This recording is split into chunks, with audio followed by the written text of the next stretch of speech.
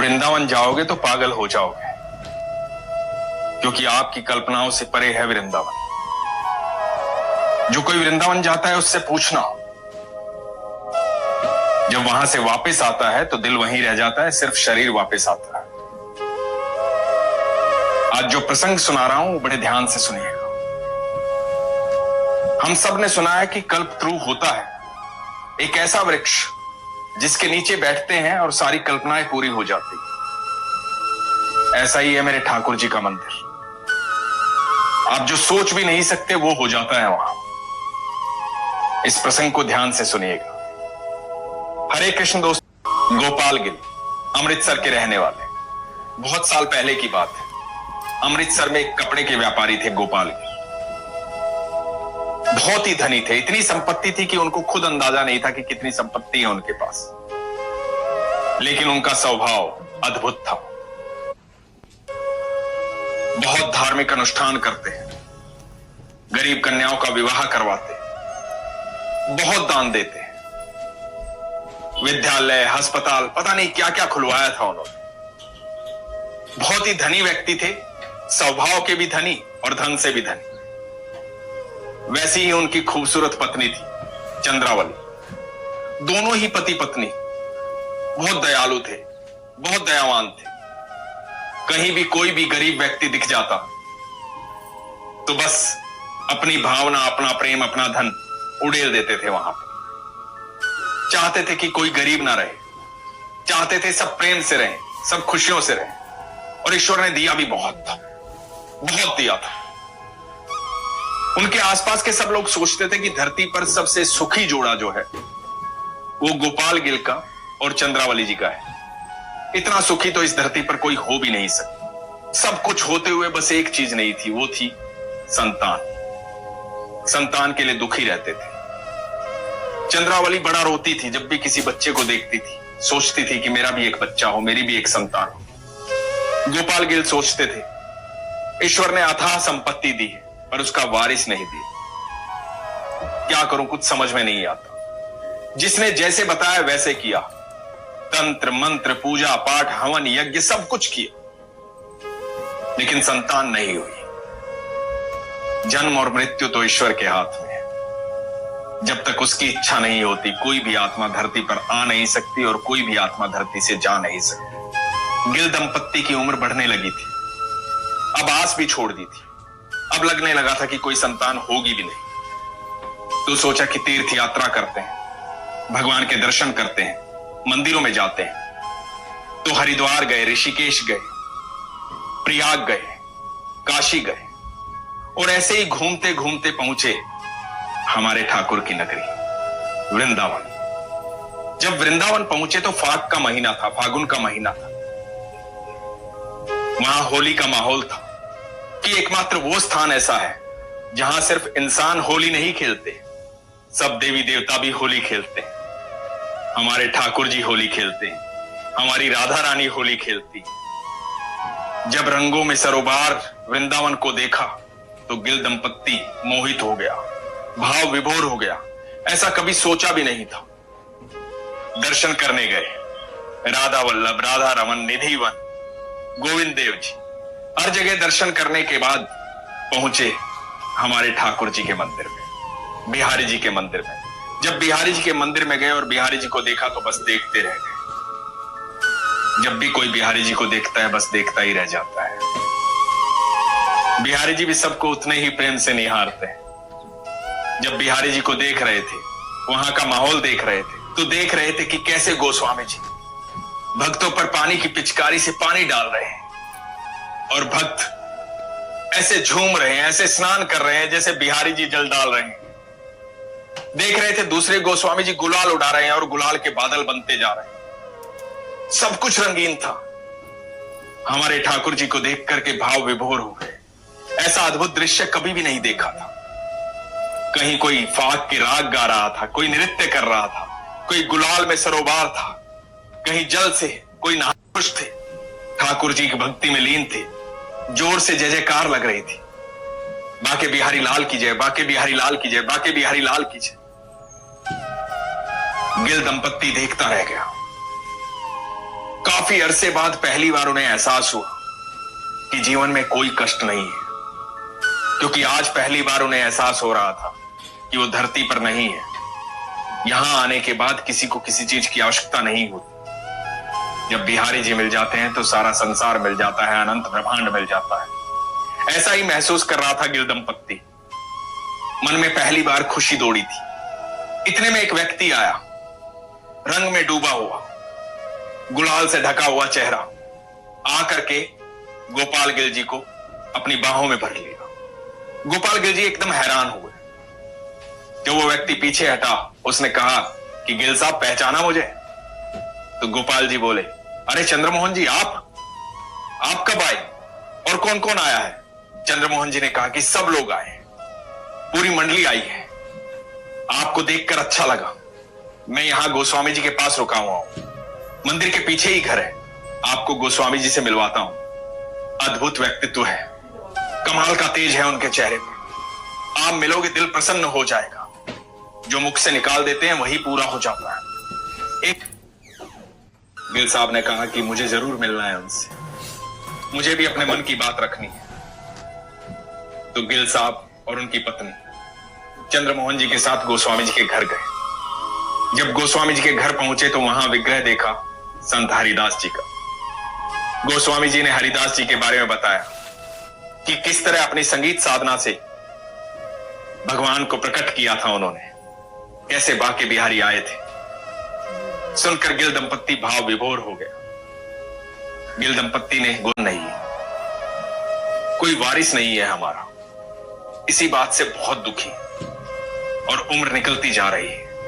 गोस्वामी जी ने कहा कि कोई बात, आपको नहीं पता आप कहां आए हैं। हमारे ठाकुर जी जो हैं वो कल्पतरु हैं। जो भी व्यक्ति कल्पना करता है वैसा ही हो जाता है। अनंत ब्रह्मांड के मालिक हैं हमारे ठाकुर जी। आप आज यहां आए हैं, आपने इच्छा रखी है, तो जब अगले साल आएंगे तो अपनी संतान के साथ आएंगे। बस ये बात सुननी थी। गोपाल गिल जी और उनकी पत्नी दोनों की आंखें अश्रुओं से भर आई। दोनों रोने लगे, भावुक हो गए। गोस्वामी जी ने कहा कि आप जब मंदिर में आए होंगे तो आपने देखा होगा कि मंदिर की दीवारों पर स्वास्तिक बना हुआ है, सतिया बना हुआ है। बस आप दोनों भी जाकर के गोबर का स्वास्तिक बना दीजिए, सतिया बना दीजिए।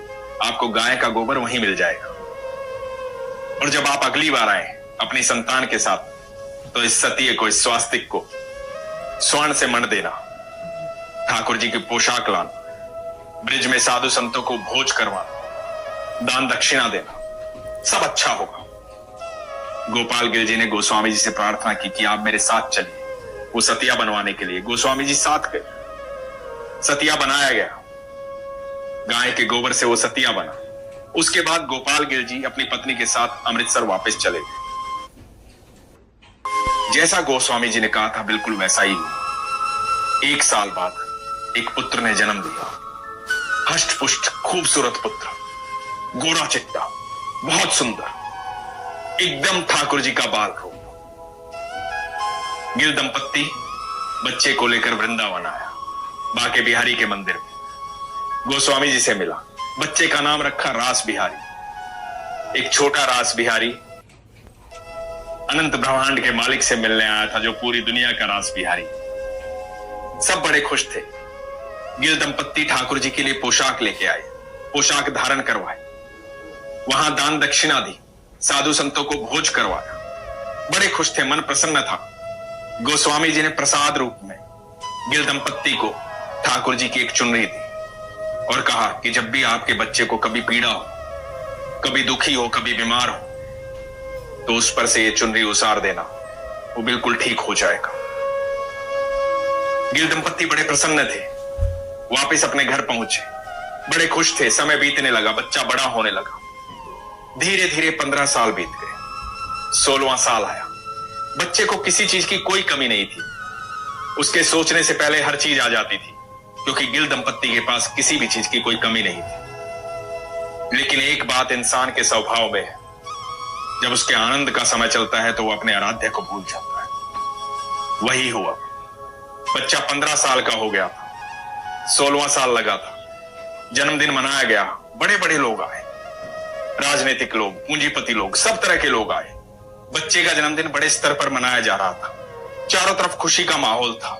नृत्य नाटिकाएं हो रही थी। सब आनंद में थे, सब मग्न थे, सब लोग खुश थे। बड़े बड़े लोग आए थे। अचानक से बिजली चली गई। जैसे ही बिजली गई, इधर रास बिहारी जो अपने 16वें वर्ष में कदम रख रहा था, कुर्सी से लुढ़क गया और बेहोश होकर गिर गया। तुरंत बिजली भी आ गई। चारों तरफ से भीड़ इकट्ठा हो गई, देखने लगी क्या हुआ रास बिहारी को। गिल दंपत्ति ने देखा, रोने लगे, घबरा गए, डर गए। बच्चे को अंदर ले जाया गया। उन्हीं सब लोगों की भीड़ में कुछ डॉक्टर्स भी आए थे। डॉक्टर्स ने देखा, समझ में नहीं आया कि बच्चे को अचानक से हुआ क्या। गिल दंपत्ति का रो रो कर बुरा हाल था। बच्चे का इलाज शुरू हुआ, लेकिन बीमारी समझ में नहीं आ रही थी। प्रोग्राम बंद कर दिया गया। सब लोग चले गए। समय बीतने लगा। पूरी रात्रि बीत गई। बच्चे को होश नहीं आया। अगले दिन होश आया। बीमारी समझ में नहीं आई। बच्चा एकदम स्थिर था। शरीर में बहुत कमजोरी थी, उठ नहीं पा रहा था। जब बच्चा उठ नहीं पा रहा था और डॉक्टर्स को बुलाया गया, सबको दिखाया गया, लेकिन कोई भी बीमारी नहीं पकड़ पा रहा था। हालात खराब हो गए थे। गिल दंपत्ति का रो रो कर बुरा हाल था। एक ही संतान थी और ये दोनों विवश थे, कुछ कर नहीं पा रहे थे। बच्चा जिस हालात में था, कुछ समझ में आ नहीं रहा था। यहां लोगों ने बातें बनानी शुरू कर दी। लोगों ने अपने आप में बातें बनानी शुरू की और लोगों ने कहा कि बहुत पैसा कमाया है ना सेठ ने, पता नहीं कितना पाप किया होगा। इतना पैसा ऐसे ही थोड़ी आ जाता है। देखो सारी बच्चे में से निकल गई। अब ये लोगों के मुंह है, कौन बंद कर सकता है। लोग तो कुछ भी बातें करते हैं। और अक्सर ऐसा होता है, जब कोई भी व्यक्ति बहुत पैसे वाला होता है, धन संपत्ति वाला होता है, तो लोग उसमें से नुक्स निकालना शुरू कर देते हैं। यकीन मानना दोस्तों, जिसके पास जो होता है वो ईश्वर की इच्छा से होता है।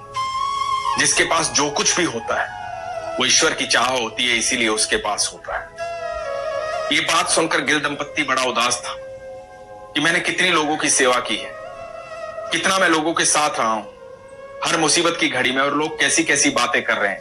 जब ऐसी बातें सुनने को मिल रही थी तो दिल टूटता जा रहा था। इधर बच्चे की हालत खराब थी और इधर लोग दूर हट रहे थे।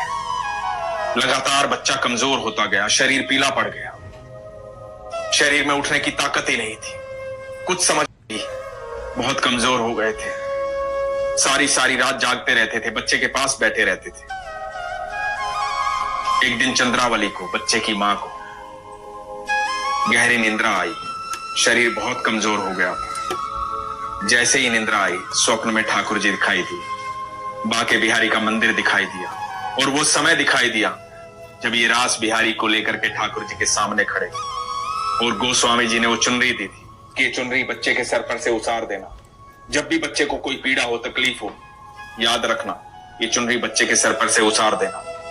निंद्रा टूटी, खड़ी हुई, भाग करके उस संदूक के पास गई जिसमें वो 15 साल पहले चुनरी रखी हुई थी। चुनरी को निकाला, बच्चे के सर पर रखा। ठाकुर जी याद आए। गिल दंपत्ति लगातार बोलता रहा, बाके बिहारी लाल की जय। गिल दंपत्ति लगातार बोलता रहा, बाके बिहारी लाल की जय, बाके बिहारी लाल की जय, बाके बिहारी लाल की जय, बाके बिहारी लाल की जय। दिन रात बस एक ही बात, बाके बिहारी लाल की जय। हे ठाकुर जी, हे ठाकुर जी, हे मेरे बाके बिहारी, हे मेरे बाके बिहारी। और अगले 7 दिन में बच्चा बिल्कुल स्वस्थ हो गया, बिल्कुल ठीक हो गया। उसके बाद गिल दंपत्ति ने कभी बाके बिहारी को नहीं भूला। लगातार बच्चे के साथ बाके बिहारी के पास आने लगे, ठाकुर जी के पास आने लगे। दोस्तों, ये इंसान का स्वभाव है। जब आनंद में होता है तब कभी ईश्वर को याद नहीं करता है। सच्चा भक्त वही होता है, सच्चा प्रेमी वही होता है जब सुख और दुख उस पर कोई प्रभाव नहीं डालते। ठाकुर जी हमेशा कहते हैं, सुख दुख तो आना जाना है, मैं हमेशा तुम्हारे साथ रहता हूं, तुम मेरे साथ रहना। सुख दुख तो आता जाता रहेगा। आज के बाद हमेशा याद रखें, जब भी आप ठाकुर जी के दर्शन करने जाते हैं, जब भी आप किसी मंदिर में जाते हैं, आपको प्रसाद स्वरूप वहां से चुनरी मिलती है, वो ठाकुर जी की ऊर्जा है। उसका सही समय पर इस्तेमाल करें। ठाकुर जी का प्रसाद है, वो आशीर्वाद है। और हमेशा एक बात का ध्यान रखें कि ईश्वर ही सत्य है, ईश्वर ही आपके साथ है, चाहे दुख आए चाहे सुख आए, सिर्फ ईश्वर ही आपके साथ रहेंगे। कितना भी आनंद आए, ईश्वर को कभी ना भूलें, क्योंकि ईश्वर आपको कभी नहीं भूलता है। इसलिए हमेशा कहता हूं, अपने विश्वास को मजबूत रखें, अपना ख्याल रखें। हरे कृष्ण।